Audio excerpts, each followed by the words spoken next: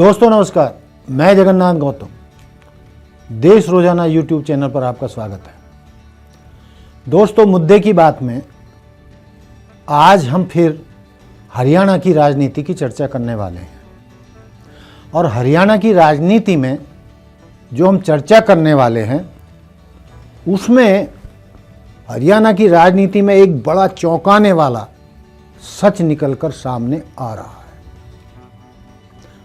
दोस्तों, आप सोच रहे होंगे कि ऐसा चौंकाने वाला सच क्या है। दोस्तों, यदि हम भाजपा के सूत्रों से, राजनीतिक सूत्रों की और अपने सभी सूत्रों की बात माने तो जो खबर निकल कर आ रही है और जो चर्चा चल रही है वो ये है कि हरियाणा के जो वर्तमान में मुख्यमंत्री मनोहर लाल जी हैं, तीसरी बार वो हरियाणा के मुख्यमंत्री नहीं बनेंगे। अब आप सोच रहे होंगे कि भाई क्यों नहीं बनेंगे। दोस्तों, जो भाजपा और आरएसएस उनका मतलब हरियाणा में राजनीतिक जो है सर्वे करवा रही है।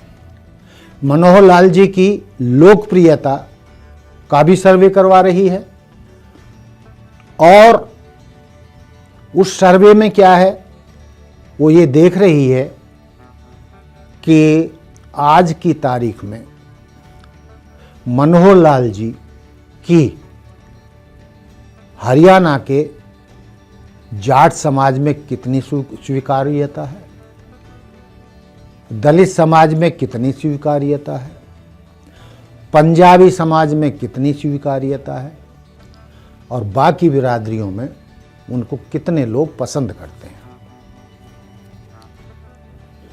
तो इस सर्वे पर काम चल रहा है जो आरएसएस और भाजपा कर रही है।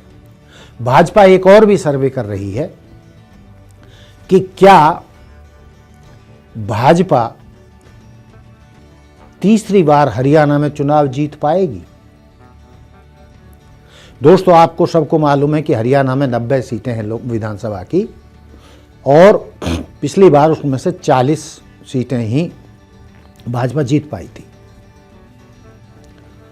तो कुछ लोगों का मानना है, कुछ पत्रकारों का भी, राजनीतिक समीक्षकों का भी,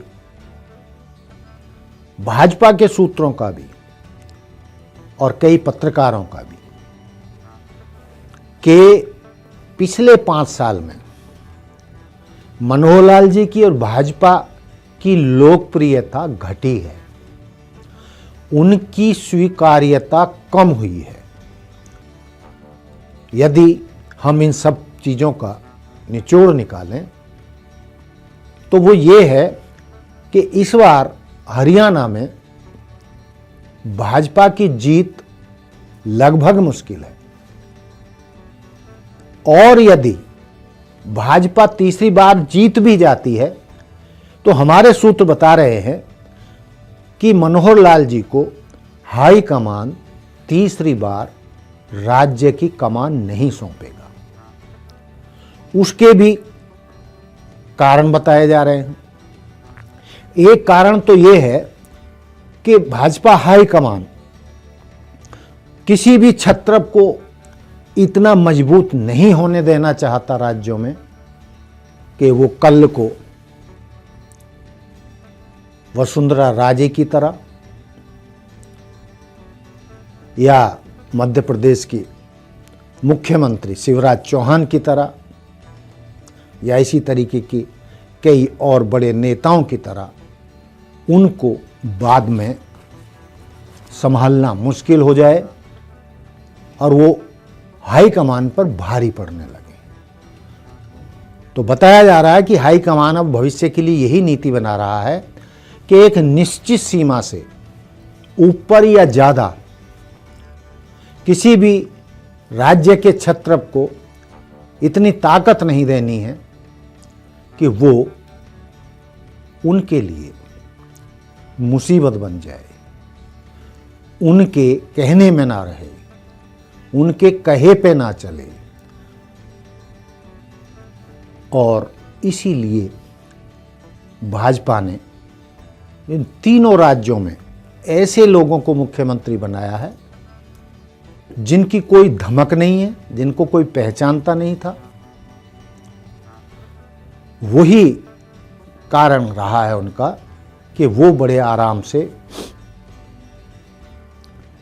भाजपा हाईकमान की उंगलियों पर नाचेंगे। तो एक तो ये कारण है कि भाजपा हाईकमान खुद नहीं चाहता 3-3 बार यानी 15-15 साल किसी को मुख्यमंत्री रखा जाए। इसके अलावा जो एक और बात निकल कर आ रही है वो ये है कि मनोहर लाल जी और गृह मंत्री अनिल विज राज्य के सबसे ताकतवर नेता हैं, लेकिन दोनों के बीच 36 का आंकड़ा रहता है। इन दोनों की कभी पटती नहीं है, किसी ना किसी मुद्दे पर ये टकराते रहते हैं। इसलिए एक नेता को केंद्र की राजनीति में लेकर जाएंगे, यानी मनोहर लाल जी को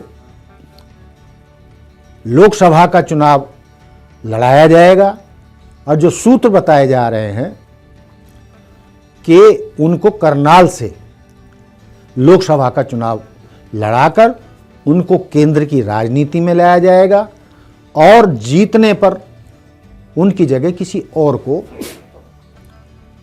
मुख्यमंत्री बनाया जाएगा। इसके उलट भी हो सकता है, अनिल विज को भी किसी सूटेबल सीट से लोकसभा का चुनाव लड़ाया जा सकता है, लेकिन यह तय बताया जा रहा है कि दोनों इन बड़े नेताओं को एक साथ नहीं रखा जाएगा। एक केंद्र की राजनीति में जाएगा, एक राज्य की राजनीति में रहेगा।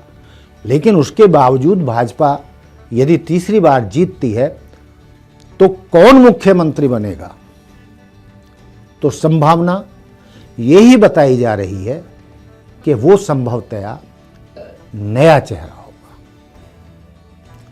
तो दोस्तों, हम ये कोई दावा तो करते नहीं, हम कोई हाईकमान, भाजपा हाईकमान तो है नहीं। पत्रकारों को जो छन छन कर खबरें मिलती रहती हैं, या जो निजी सर्वे भी आते रहते हैं, या समाज के बीच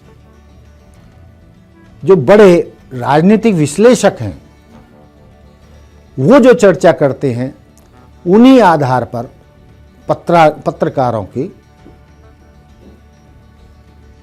जो ये आकलन होते हैं उन्हीं के आधार पर होते हैं।